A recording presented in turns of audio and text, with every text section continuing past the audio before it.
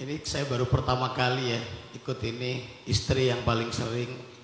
Dan alhamdulillah sejujurnya pertama saya itu sering ngelihat istri selalu ngelihat Ustadz ikut ceramahnya, ngelihat di HP, sampai saya selalu sering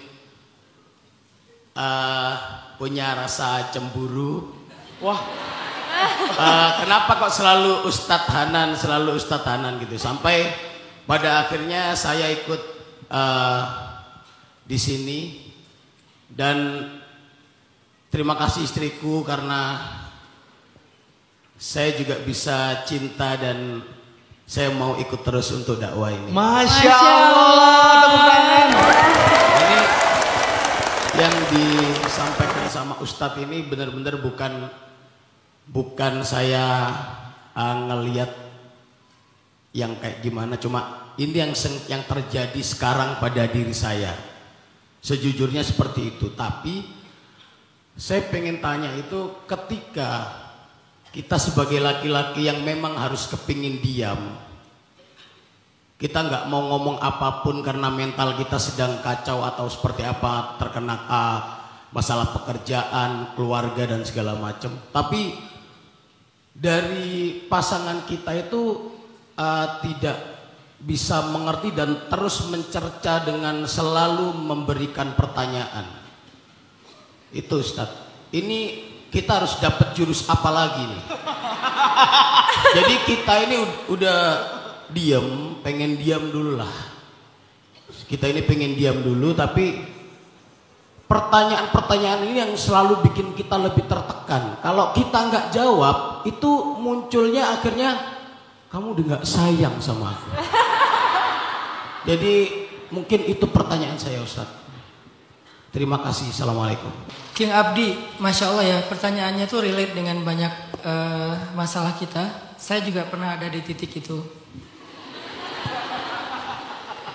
Karena semua rumah tangga pasti pernah ngalamin kan, kayak gitu-gitu kan.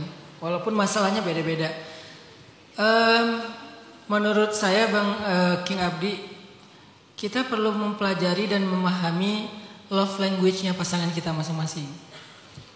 Cewek itu kalau ngomong kadang bukan minta direspon verbalnya, tapi pengen diperhatikan. Makanya cewek itu seringkali membicarakan sesuatu yang kebalikannya.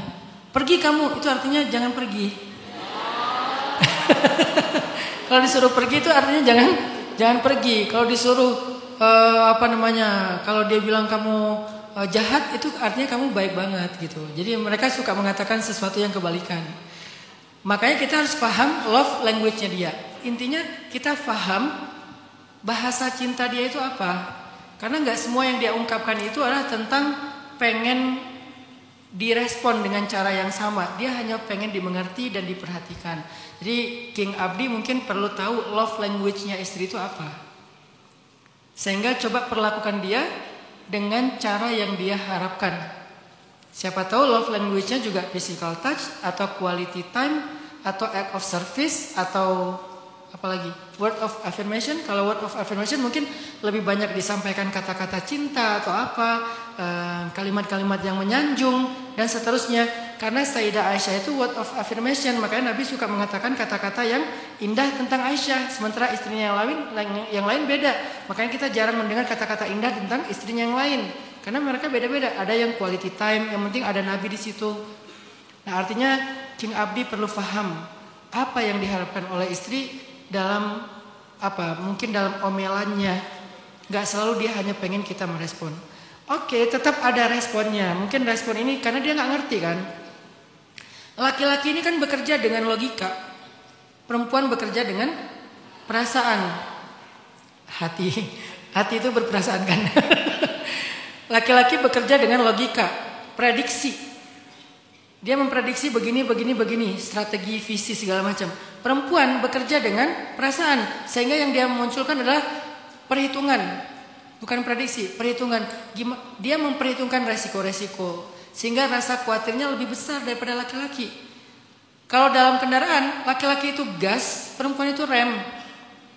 Kebayang kalau kalian naik kendaraan, ngegas terus nggak ada rem kan bahaya ya.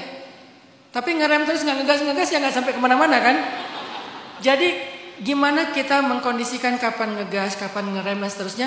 Ngerem juga kan nggak bisa ngerem ngedadak gitu ya. Nanti semua orang maju ke depan. Jadi ngeremnya juga pelan, ngegasnya juga jangan langsung, kalau nggak kejambak ke belakang dan seterusnya.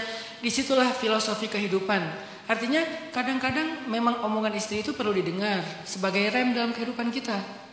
Saya beberapa kali tersandung gara-gara saya nggak terlalu memperhatikan omongan istri saya, terutama dalam urusan bisnis. Kadang-kadang laki-laki itu dengan egonya ngerasa lebih ngerti bisnis daripada perempuan. Mungkin perempuan nggak tahu bisnis, tapi dia mengerti sekali tentang resiko-resiko. Kita tahu strategi, kita tahu tentang bagaimana ngebangun usaha, tapi kita tidak terlalu baik dalam mempertimbangkan resiko. Dan emang itu fitrah laki-laki. Mungkin dia lebih ngerti tentang bisnis, tapi dia nggak ngerti tentang resiko. Perempuan selalu ngomongin tentang resiko. Jadi kadang-kadang bikin kita kayak ketahan-tahan gitu. Mau maju, mau lari itu ketahan lagi, jangan. Tapi beberapa kali saya membuktikan, ternyata gara-gara saya nggak pakai rem, beberapa kali saya terperosok ke selokan. Dengan angka yang nggak kecil juga bagi saya. Kenapa? Saya nggak dengar pertimbangan-pertimbangan istri. Jadi ada kalanya emang kita perlu dengar, ada kalanya kita perlu merespon untuk memahamkan dia. Ada kalanya kadang-kadang kita hanya merespon untuk membuat dia merasa diperhatikan dan dimengerti. Itulah perempuan. Makanya ada surat perempuan di dalam Al-Quran, tidak ada surat laki-laki di dalam Al-Quran. Kenapa? Saking istimewanya perempuan. Yuk kita ngaji, buka suratul Rijal. Mana ada suratul Rijal?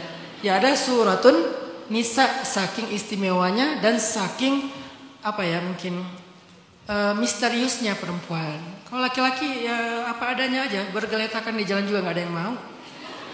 Biasa aja gitu. Jadi mungkin 3 itu Kang Abdi. 1 tentang kita perlu mendengar, kadang jangan-jangan pertimbangan dia itu jauh lebih tepat daripada kita yang terlalu semangat. Yang kedua, kadang kita perlu menjelaskan juga kepada dia, dan itu bagian dari kasih sayang kita. Jangan sampai kita ngerasa gini, yang penting aku udah ngerti. Bukankah kita hidup bersama? Sehingga bukan cuma kita doang yang ngerti, harusnya pasangan kita juga ngerti tentang apa yang kita sedang lakukan. Banyak suami yang malas cerita ke istri karena dia ngerasa cerita juga gak ngebantu. Bukan tentang itu. Banyak suami yang kadang-kadang ngerasa gak butuh cerita ke istri karena setelah cerita istrinya gak bisa bantu apa-apa. Bukan tentang itu, tapi tentang kita pengen rumah tangga ini nyaman. Kalau istri gak nyaman, pasti anak-anak gak nyaman. Karena dialah yang memikirkan mereka, merawat mereka, yang berkasih sayang kepada mereka.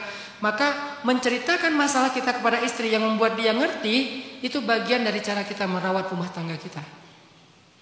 Bahkan yang ketiga, kadang dia bukan cuma pengen dijelaskan, tetapi cuma pengen dimengerti. Allahu a'lam.